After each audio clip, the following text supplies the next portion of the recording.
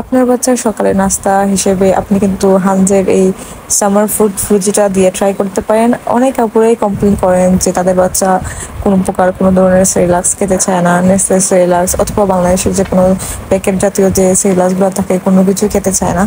So আমি ওই সকল আপুদেরকে বলবো আপনারা কিন্তু হানজের এই সামার ফুড ফ্রুজিটা ট্রাই করতে পারেন। হানজ কিন্তু ইকোর একটা ফেমাস বেবি ব্র্যান্ড।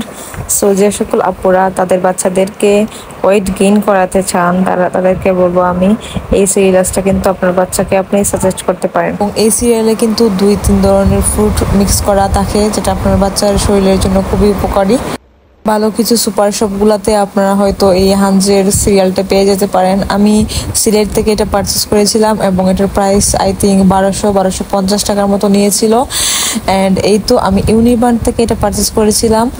আপনারা কিন্তু আপনাদের আশেপাশে সুপার শপগুলোতে চেক করে দেখতে পারেন, হয়তো পেয়ে যেতে পারেন। অ্যান্ড এটা কিন্তু মিক্সিং করে বাচ্চাকে খাওয়ানো খুবই সহজ।